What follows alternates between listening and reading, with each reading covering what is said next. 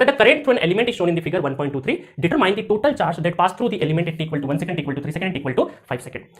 अब देखिए यहां पर आपको निकालना क्या है, चार्ज निकालना है। चार्ज क्या होता है आपका, charge equal to integration I of T dt, I of T into dt।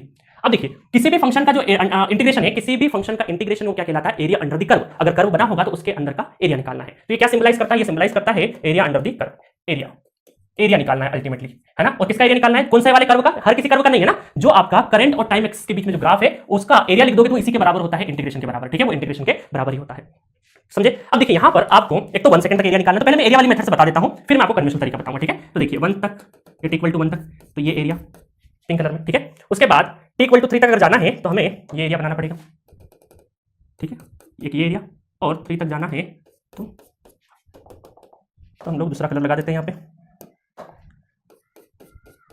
ठीक है, और साथ में लास्ट में हमें 5 तक जाना है, तो 5 तक जाना है तो हमारे पास एरिया कौन कौन सा हो जाएगा, ये एरिया हो जाएगा हमारे पास, रेड कलर से बना देते हैं इसको हम लोग। तो यहाँ 3 के बाद 3 से 4 तक का एरिया, और लास्ट में हम लोग बना देते हैं पिंक कलर का एरिया। ठीक है, तो ये सब एरिया हमें कैलकुलेट कर लेना है। तो अल्टीमेटली हमें t इक्वल टू 5 तक का पूरा क्या पता चल जाएगा, चार्ज पता चल जाएगा। ठीक है, तो चलिए 1 बाय 1 कर देते हैं। तो पहले मैं एरिया से कर देता हूं ताकि आपको आसानी रहे, और आपको गेट के क्वेश्चन में एरिया से ही करना है। ऑब्जेक्टिव जितने भी पेपर होते हैं उसमें एरिया से ही करना है, कन्वेंशनल तरीका आपको सिर्फ कन्वेंशनल एग्जाम में ही करना है। ठीक है, चलिए तो t इक्वल टू 1 सेकंड तक देखते हैं सबसे पहले। तो पहला है ए वाला पार्ट है, t इक्वल टू 1 सेकंड तक। ठीक है, तो इनके एरिया के नाम दे देता हूं मैं, area number 1, area number 2, area number 3, area number 4, area number 5, ताकि आसानी रहेगी। तो t इक्वल टू 1 सेकंड तक क्या है, एरिया नंबर 1 ही कवर हो रहा है, तो सिर्फ और सिर्फ एरिया हमें क्या फाइंड आउट करना है, 1 फाइंड आउट करना है। एरिया 1 अगर हम फाइंड आउट करेंगे तो कितना हो जाएगा, रेक्टेंगुलर एरिया, तो ये लेंथ है और ये क्या हो जाएगा उसका विड्थ है। तो ये कितना हो जाएगा 071 इंटू 10, तो कितना हो गया 10 कूलम डायरेक्टली।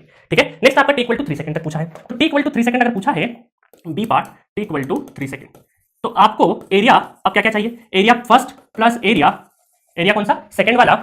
ठीक है, और कहां तक, थर्ड तक चाहिए, तो एरिया थर्ड भी लेना पड़ेगा, एरिया थर्ड को भी कैलकुलेट करना पड़ेगा। तो चलिए इन तीनों को कर लेते हैं। ये तो पता है हमें, फर्स्ट एरिया तो पता है 10, प्लस एरिया नंबर सेकंड कितना हो जाएगा, ट्रायंगल है, तो ट्रायंगल का एरिया अगर लिखना है तो कितना होता है, हाफ इंटू बेस कितना है इसका 1 इंटू हाइट कितना है 5, प्लस एरिया नंबर 3 कितना है, रेक्टेंगुलर हो गया वापस से, तो लेंथ ये बन जाएगा, ये हो गया 2 और ये हो गया 5, तो 2 इंटू 5।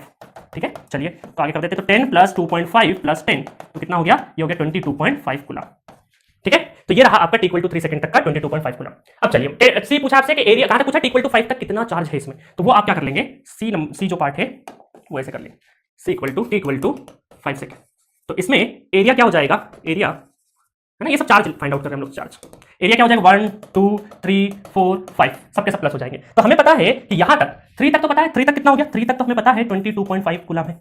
ठीक है, प्लस 4 और 5 को प्लस करना है, 4 का एरिया कितना हो जाएगा, 5 इंटू 1 हो जाएगा, देन प्लस 1/2, फिर ट्रायंगल तो 1/2 इंटू बेस 1 है, हाइट कितना है 5 है, तो 2.5, तो ये हो जाएगा आपका 2.5 22.5 25 और 5 30, तो ये हो जाएगा ओवरऑल 30 कूलम्स। ठीक है, तो